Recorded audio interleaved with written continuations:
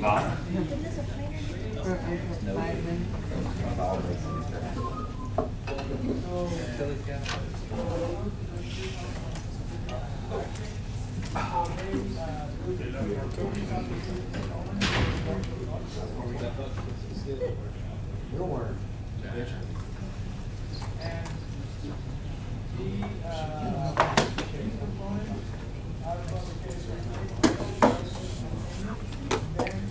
All right, so let's finalize this and see if this is something that you could use.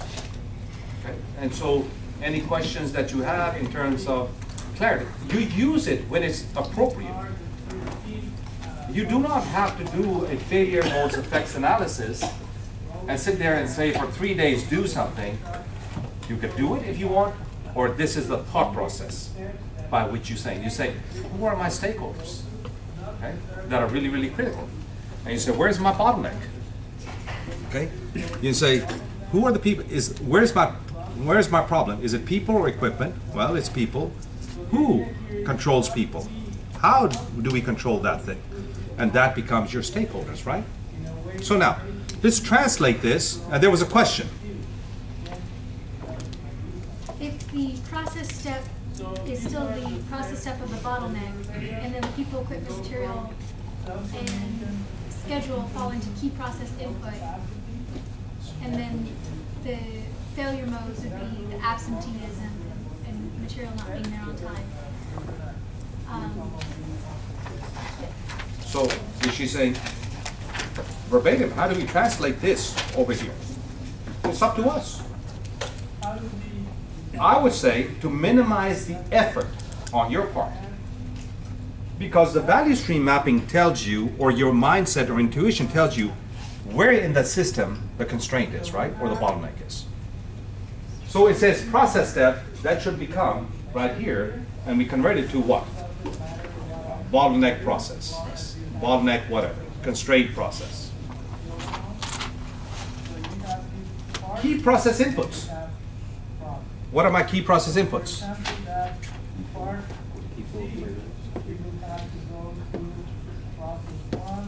Is that okay?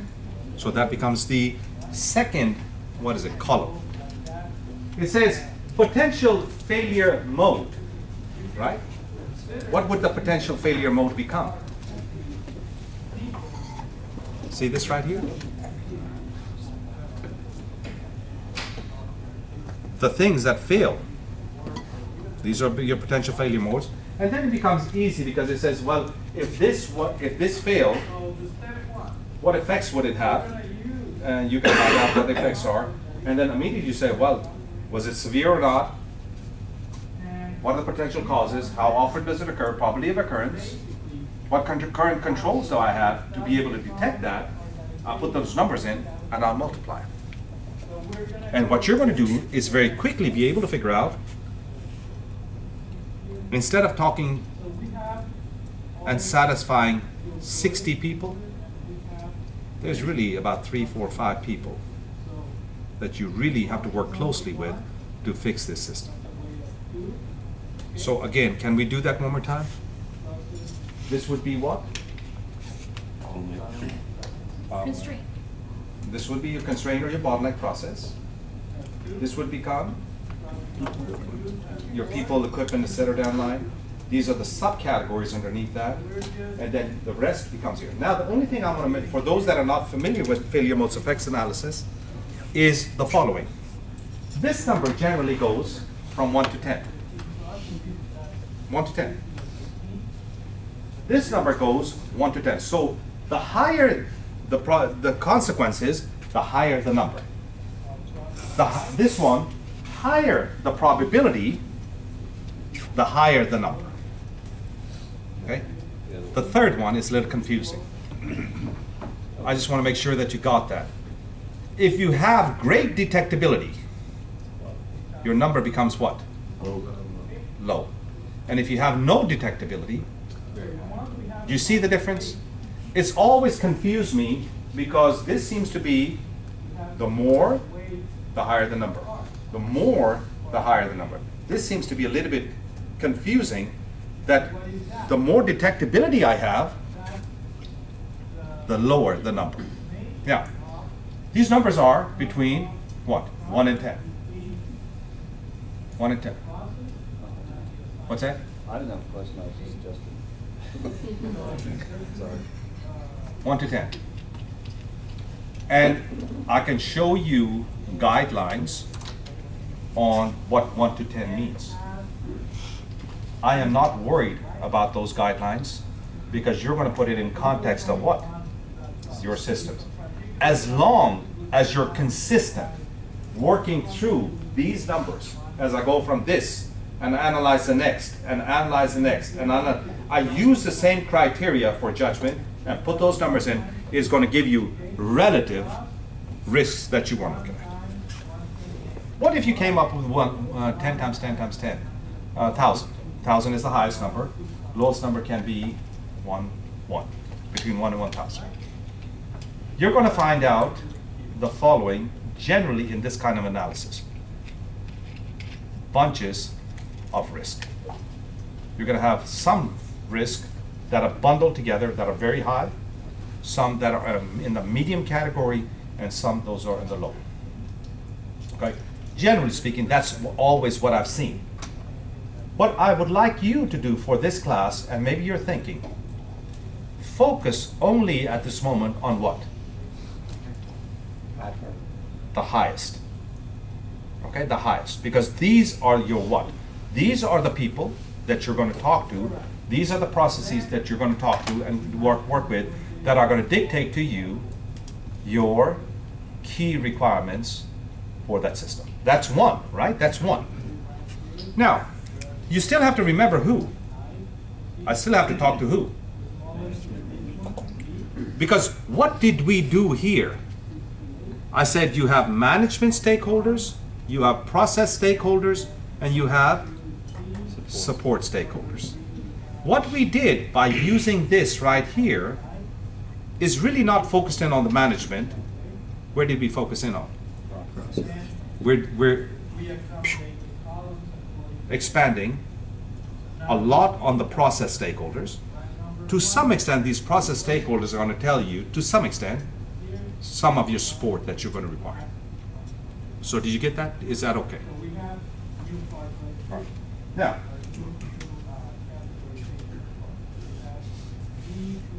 we okay with this, or do I need to run through slides? They tell me that of the number of hours they put in preparing slides for me, that I am not using their efforts really well. Okay. And again, the key for me has always been my discussion with you when I teach. My key is not always that slides should drive the discussion. Now, the second part of the class is I now kind of got a feel that I am in control of designing this system. I'm not walking in and saying, hey guys, I don't know what's going on, let's figure it out. I'm going in with, I think I know where the problems are, I know who the key stakeholders are, but I keep this in the back of my mind. You don't go in the meeting and say, I know all. No, you want to say that? Makes it easier. I mean, so this is what? For your analysis to be able to facilitate. And now what you have done is you have kind of understand who are the key stakeholders, what are the key processes, and you walk in and are able to understand conversation. So if somebody says, I think I need help with this, well, that may not be the most critical requirement, right? But if somebody says, my God, we have issues with maintenance, and I'm running out of parts, I focus and I zoom in on that and say, that was equipment. Oh my God, he or she is talking about something that's related. Your behavior during those presentations is very important. So we're now stepping back away from the quantitative way of thinking to the qualitative aspect.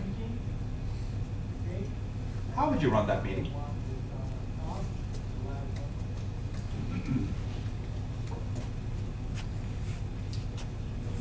You have run meetings. I know all of you have run meetings. Doing this, what can you see with the number one? How would you run a meeting? Ask for their input and guide them in the direction you want to go. What's that? Ask them for their input to kind of guide them in the direction you want to go. Okay. So this is the first. I have one person You see the ones that is are extremely highlighted loud. all over. and have she or he have a lot of opinions. They do it on their day. What's that?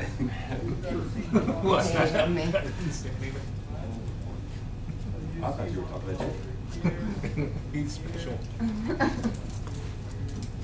How would you control that person?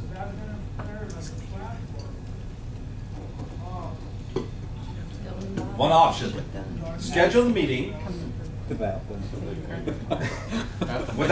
and if you don't, find out when they've taken the day off, and schedule it, say, and you send an email saying, could not find any other dates where everybody could meet, we are meeting on this date, and that's a lie, but that's what you have. But it also depends on how much weight they carry as a stakeholder. Correct. Because if they're high up and it revolves around them, you just gotta eat it. If they're way down low, they're not that important, you might can have a little private conversation with them and talk to them about it. Well, here's only word I would change. From a real life perspective, the person higher above you may be able to control a little bit of your destiny. From a system's perspective requirement, you are nice to them, but you don't care. I say, yes, yes, sir, we're going to do this. And you're not going to do anything that there is telling you to. Are we being taped? Yeah. That's not good. In systems, the key driver is not the position or the influence. The key driver is what? Those metrics and the improvement of those metrics. Now, I have to agree with you that you have to be realistic. So I just explained the basics. How many of you have told your bosses off? Really? Seriously? Well, Like- Huh? Huh? Tell them the truth. So we have four Like how? Having a controlled conversation. You kept sliding in the parking lot sideways, you got their attention. No, I'm just kidding.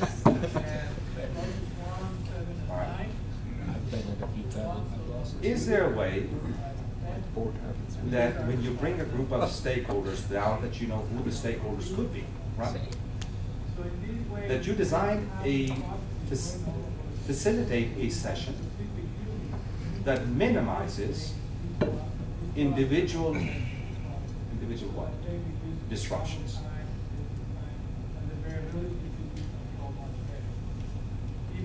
You have 10 minutes to figure out, as a class,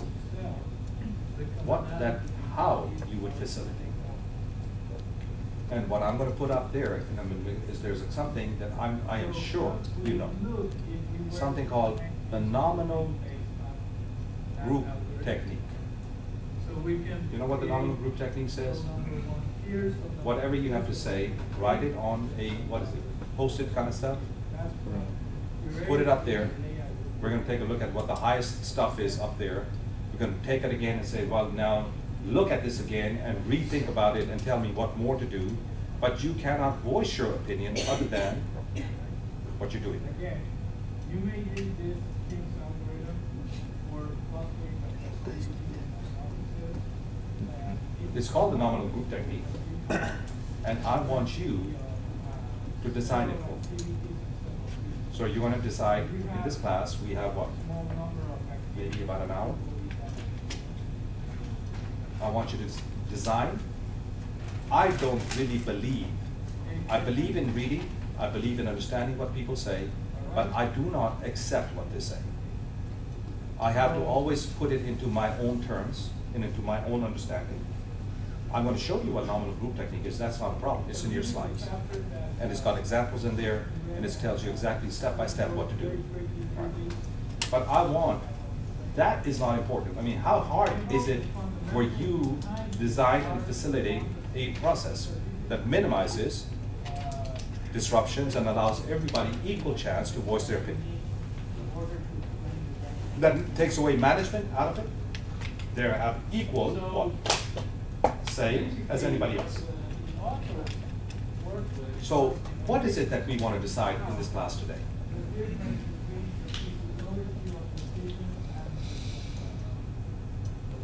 Curve.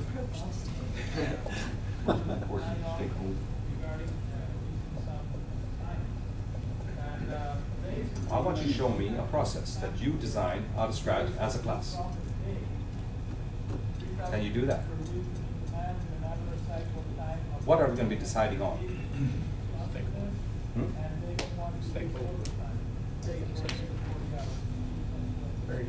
Let's make it more fun. I wanted you to tell me the schedule of what you want for food every Friday. And I think that will be different because different people have different preferences, would it not? I think.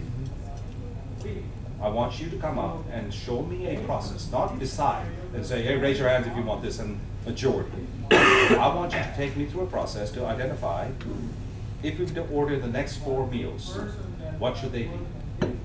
And in what order? You have 15 minutes to figure out the process. Your class. Decide what the way you want to do it. What I would recommend is, to some extent, use, here's the goals. No single individual can dominate. Everybody here must be equal, because maybe the person that does the maintenance, in this particular case, is the most important in impacting that system. Fair enough? Negotiations happen. Get a piece of paper, tear it into 4 sections, write down what you want. So you have the next 4 weeks. Is 15 minutes okay? And then I want to come and see this. Run. 15 minutes okay? All right, 15 minutes.